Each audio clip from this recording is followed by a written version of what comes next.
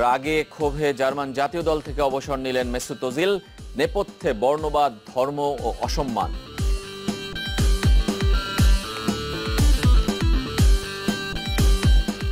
সবাইকে আমন্ত্রণ Gazi group sports 24 এর সাথে আছি রেজওয়ানুজ্জামান। এতক্ষণ শিরোনাম শুনছিলেন, এবার বিস্তারিত। ফুটবলের খবর জানাবো। বর্ণবাদ ও অসম্মানের অভিযোগ তুলে শেষ পর্যন্ত আন্তর্জাতিক ফুটবল থেকে অবসরের সিদ্ধান্ত নিলেন জার্মান ফুটবল তারকা মেসুত ওজিল। টার্কিশ বংশোদ্ভূত ওজিলকে নিয়ে দীর্ঘদিন ধরে জার্মান সংবাদ মাধ্যম এবং দেশটির ফুটবল অ্যাসোসিয়েশনের সমালোচনা মুখর ছিল। তবে অবসর ঘোষণার আনুষ্ঠানিক দীর্ঘ চিঠিতে যেমন ব্যাখ্যা দিয়েছেন তার বিরুদ্ধে ওঠা অভিযোগের, ঠিক তেমনি তুলে ধরেছেন কি কঠিন সময়ের মধ্য দিয়ে গত কয়েকটি মাস তাকে পাড়ি দিতে হয়েছে।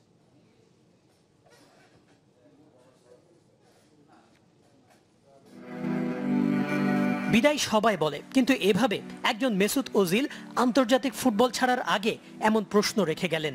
মাঠ ও মাঠের বাইরে নিজেকে ঘিরে গত কয়েক মাস ধরে চলে আসা বিতর্কের ছেদ টানতেই হয়তো 29 বছর বয়সে এমন সিদ্ধান্ত নিলেন 2014 বিশ্বকাপ জয়ী এই ফুটবলার, যেখানে বিশ্বকাপের ব্যর্থতা নয় বরং কারণ হিসেবে দেখানো হয়েছে বর্ণবাদ ও অসম্মানের একটি ঘটনা প্রবাহকে।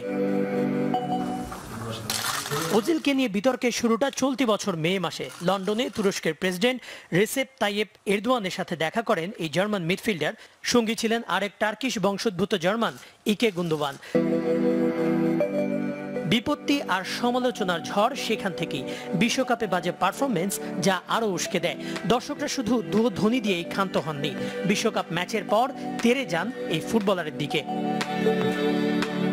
বিশ্বকাপ শেষ হলেও শেষ হয়নি বিতর্ক, আর তাই এই প্রকাশ্য চিঠি ওজিলের। কি আছে 2320 শব্দের সেই চিঠিতে, যার সিংহভাগ জুড়েই সমালোচনা করা হয় রেইনহার্ড গ্রেনডেলে, যিনি জার্মান ফুটবল ফেডারেশনের প্রধান। ওজিলের অভিযোগ, সমস্যা সমাধানে শুরু থেকেই অসহযোগিতা করে আসছিলেন গ্রেনডেল। এমনকি জার্মানির চ্যান্সেলর ও রাষ্ট্রপতির কাছ থেকে মানবিক সমর্থন পেলেও ব্যতিক্রম ছিলেন গ্রেনডেল, যার বিরুদ্ধে বর্ণবাদের অভিযোগ আনেন ওজিল। আমাকে বলা হয়েছিল ডিএফবির সাথে একটি যৌথ বিবৃতি দিতে, কিন্তু তার আগেই দেখা করতে হয় রাষ্ট্রপতির সাথে, এবং সেখান থেকে একটি ইতিবাচক বিবৃতি দেয়া হয়। এতে গ্রেনডেল ক্ষুব্ধ হন। একজন ফেডারেশন প্রধান হওয়া সত্ত্বেও ফুটবলার সম্পর্কে নিজের ব্যক্তিগত মতামত তিনি সামাজিক মাধ্যমে জানান, যেখানে জোয়াকিম লো ও অলিভার বিয়েরহফ আমাকে পূর্ণ সমর্থন দেন। গ্রেনডেল এবং তার সমর্থকদের মনোভাব এমন, যদি সফল হই তাহলে আমি জার্মান, আর যদি ব্যর্থ হই তাহলে অভিবাসী। এরদোয়ানের সাথে সেই ছবি সম্পর্কেও যুক্তি দেন ওজিল। আমার জন্ম জার্মানি হলেও আমার পরিবারের শেকড় তুরস্কে, আর তাই আমি দুটি হৃদয় ধারণ করি।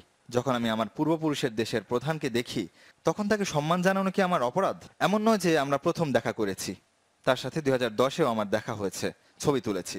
কই, তখন তো সংবাদ মাধ্যমে এমন প্রশ্ন ওঠেনি। আমার বন্ধু পডলস্কি ও ক্লোজা জার্মান পুলিশ, তাদের নিয়ে তো এত আলোচনা হয়নি যতটা আমাকে নিয়ে হচ্ছে। তা কি আমি মুসলিম বলেই? ডায়মন্ডশেডদের হয়ে 2009-এ অভিষেক কিংবা 92 ম্যাচে 23 গোলের অতীত মনে করিয়ে দিলেন ওজিল নিজের বিদায়ী চিঠিতে। কনক মাহমুদ, চ্যানেল 24।